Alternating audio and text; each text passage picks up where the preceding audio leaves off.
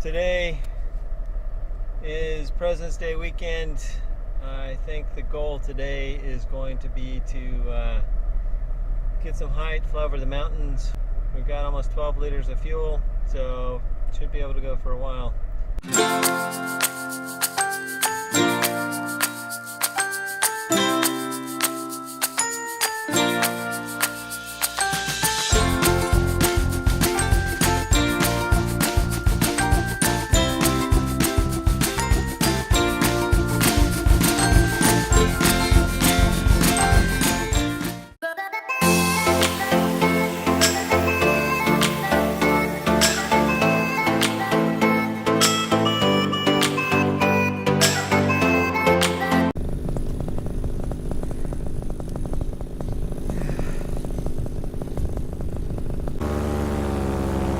Hello Paramotor world.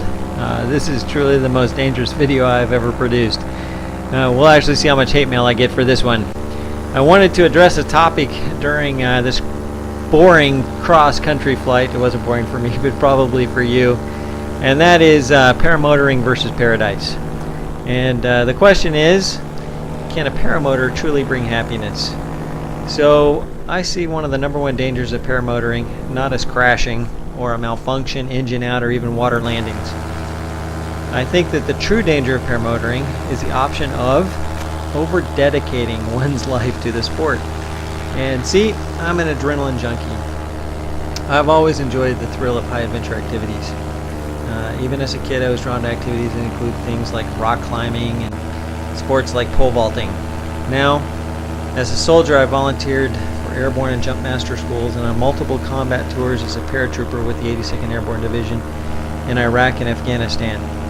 On the side, I have also had a lifelong love for aviation. I've flown and crashed remote control airplanes, I've taken flying lessons, I've gone skydiving, and most recently gone to paragliding and paramotor schools. I love the old Army slogan, be all you can be. However, I think there's a danger inherent to awesome, fun, cool, and challenging sports like paramotoring. There can be the danger of dedicating one's life to the wrong things. Now, I bet I already sound preachy. Don't get me wrong.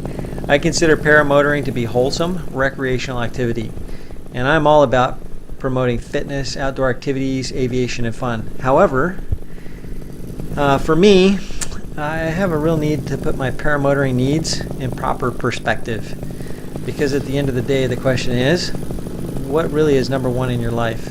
What's your true passion and love?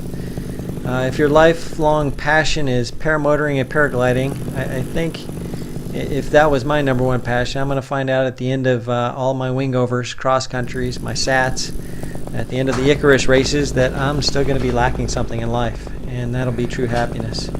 I think it'll be elusive and evasive. Now again, I'm not saying this to condemn anyone. I am personally speaking as one who struggles to find a balance in life.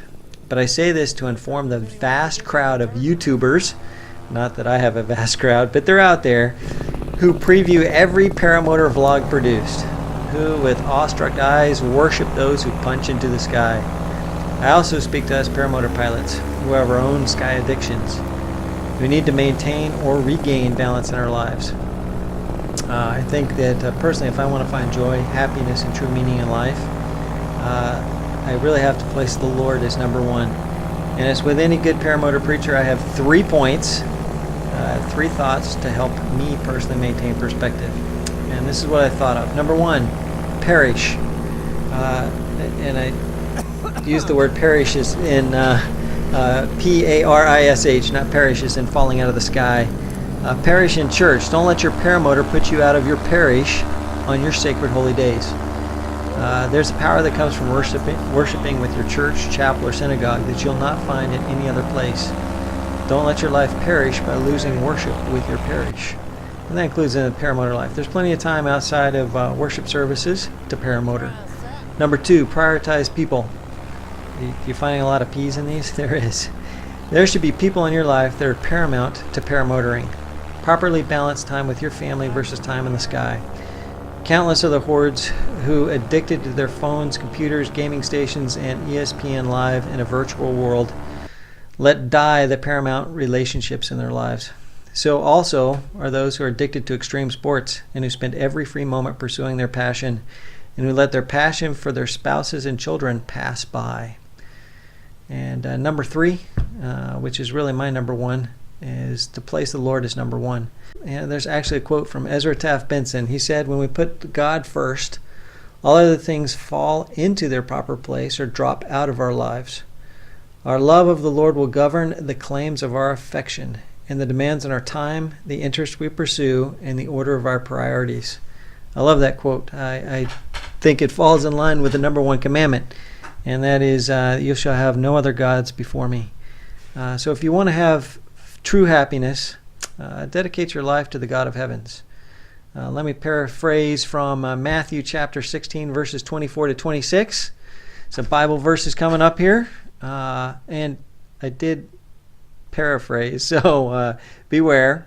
It goes like this: if any man will come after me, let him deny himself and take up the cross and follow me. For whosoever will save his life shall lose it, and whosoever shall lose his life for my sake shall find it. For what is a man profited if he shall paramotor the whole world and lose his own soul? So I still love paramotoring. You'll still see me flying, producing videos, and promoting the sport. However, at the end of the day, I hope that we're all able to keep paramotoring in perspective and in a proper place in our lives.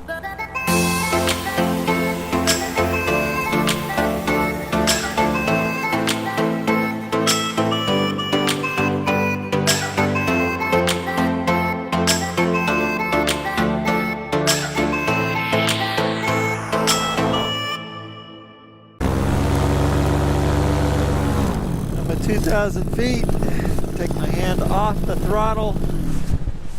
Oh no, that's not good.